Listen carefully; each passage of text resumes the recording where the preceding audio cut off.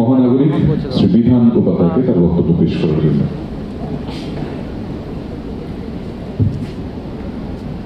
ধন্যবাদ সঞ্চালক। প্রতি বছর আমরা আমাদের আসানসোল, পুরো আসানসোলটায় সমস্ত স্কুলের ছাত্রছাত্রীদের, কৃতি ছাত্রছাত্রীদের আমরা সম্বর্ধনা দিই এবং আমরা তাদের সম্বর্ধনা দিয়ে আমরা আনন্দ পাই, গৌরবান্বিত হই। কারণ আমরা খুশি হই যে আমাদের ছোট্ট ছোট ভাই বোন যারা আছে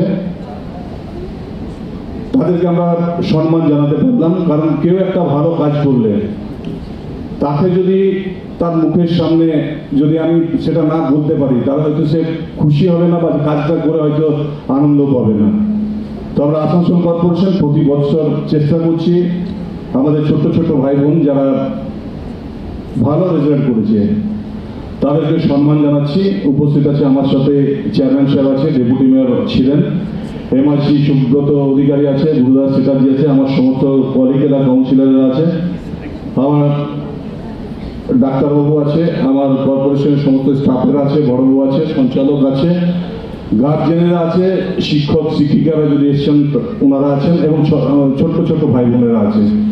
সকলকে অনেক অনেক অভিনন্দন, প্রীতি, শুভেচ্ছা রইল। আমি এইটুকু বলবো যে সবাই আমরা চাই ডাক্তার হব, ইঞ্জিনিয়ার হব, বড় বড় পদে যাব, নিশ্চিতভাবে আমরা আশা রাখি, আশা করব। এগুলো তখনই সাকসেস, মানে তখনই সাফল্য পাবে যদি আমি প্রথমত ভালো মানুষ হই। প্রথমত আমি নিজে একাই ভালো পড়বো, ভালো খাবো বা ভালো গাড়িতে চাপবো, ভালো ঘুরবো, তাহলে কিন্তু সমাজটা উন্নত হলো না। আমাদেরকে দেখতে হবে আমার পাশের বাড়িতে যদি কেউ গরিব মানে থাকে, ছাত্র বা ছাত্রী থাকে, ভাই বোন থাকে, তারা হয়তো কোনো কারণে পড়াশোনা করতে পারছে না বা কোনো অসুবিধা আছে, আমি তো ভালো স্টুডেন্ট, আমি নিশ্চিতভাবে ওকে যদি একটু সহযোগিতা করে দিই হয়তো ভালো হয়ে যাবে, ভালো জায়গায় যাবে। তাই সকলকে মানে ঈশ্বরের কাছে প্রার্থনা করবো সবাই ভালো মানুষ হন, সবাই নিজের নিজের ভবিষ্যৎ জীবনে আমাদের শুধু আসানসোলের নামটা নয়, পশ্চিমবঙ্গের নাম ভারতবর্ষে উঠে আসুক এবং সমস্ত ছাত্রছাত্রী আজ যারা সম্মান পাবে তারা যেন, তাদেরকে যেন ভবিষ্যতে আমরা হয়তো ওই সাইডে বসবো, তখন হয়তো ওরা এই সাইডে থাকবে বা অনেক বড় বড় অফিসার হবে তারা। এই আশা রেখে সকলকে ধন্যবাদ জানিয়ে সকলে সুস্থ থাকুন, ভালো থাকুন আশা রেখে বক্তব্য শেষ করছি। ধন্যবাদ, নমস্কার। প্রত্যেক বছরের মতন এবছরও আমরা আসানসোল কর্পোরেশন এলাকায় কৃতি ছাত্রছাত্রী যারা হয়েছেন তাদেরকে সংবর্ধনা দেওয়ার অনুষ্ঠান আসানসোল মিউনিসিপ্যাল কর্পোরেশনের পক্ষ থেকে আজকে আসানসোলে হচ্ছে। আগামী 20 তারিখে আসানসোল ও বার্নপুরতে আজকে হচ্ছে এবং 21 তারিখে রানীগঞ্জ, জামুড়ি এবং কুলটি এলাকা, এই তিনটে পুরনো মিউনিসিপ্যাল এরিয়ার যে ছাত্রছাত্রীরা আছেন তাদেরকে সংবর্ধিত করা হবে। আজকে আসানসোল এবং বার্নপুর এলাকায় 68টা বিদ্যালয় এবং 373 জন কৃতি ছাত্রছাত্রীদের সংবর্ধিত করা হচ্ছে। আগামীকাল 53টি বিদ্যালয় এবং 302 জন কৃতি ছাত্রছাত্রীকে সংবর্ধনা দেওয়া হবে। ছাত্রছাত্রীরা এসছেন এবং অভিভাবকরা এসছেন। আসানসোল মিউনিসিপ্যাল কর্পোরেশন মূলত এলাকায় মানুষকে পরিষেবা দিয়ে আসে এবং তার সাথে সাথে শিক্ষা, ক্রীড়া এবং অন্যান্য জগতেও আমরা যারা খেলাধুলা করে, যারা পড়াশোনা করে, যারা সাংস্কৃতিক জগতের মানুষ রয়েছেন তাদের নানান সময় নানানভাবে তাদেরকে উৎসাহ যোগানো, তাদের সঙ্গে থাকা, তাদেরকে সহযোগিতা করা, এভাবেই দীর্ঘদিন ধরে আসানসোল কর্পোরেশন এলাকার মানুষের সঙ্গে এবং মানুষের পাশে থাকেন।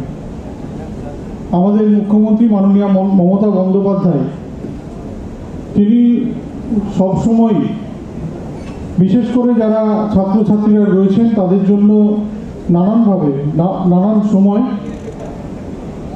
তিনি সহযোগিতার হাত বাড়িয়ে দিয়েছেন, যাতে বিশেষ করে যারা পিছিয়ে পড়ার পরিবার থেকে আসছেন, যারা দরিদ্র পরিবার থেকে আসছেন, তাদেরকে সহযোগিতা করে যাতে তারা কোনোভাবেই পড়াশোনার দিকে পিছিয়ে না পড়ে, সেই বিষয় নিয়ে আমরা সবসময় সেই সব পরিবারের সঙ্গে এবং পাশে থাকি। আজকে মূলত কৃতি ছাত্রছাত্রী যারা রয়েছেন, বিশেষ করে মাধ্যমিক, উচ্চ মাধ্যমিক, সিবিএসসি, আইএসসি, আইসিএসসি বোর্ড যারা স্থান অধিকার করেছেন স্কুল থেকে, তাদেরকে আমরা সংবর্ধিত করছি। আমাদের সংবর্ধনা দেওয়ার উদ্দেশ্য হচ্ছে তাদেরকে উৎসাহ যোগানো শুধু নয়, আগামী দিনে তারা যাতে পথ চলাতে এগিয়ে যেতে পারে, আরও তাদের পথ যাতে মসৃণ হয়, তারা কোনোভাবেই কোনো রকম বাধা না থাকে, সেই জন্যই আমরা এই ধরনের উৎসাহমূলক অনুষ্ঠান করে থাকি, তাদের সংবর্ধনা দেওয়া। তাদেরকে স্বীকৃতি জানানো হচ্ছে এবং সাথে সাথে যখনই কেউ ভালো ফল করে আমরা তাদের কাছ থেকে আমরা আমাদের এক্সপেকটেশনটাও বেড়ে যায়।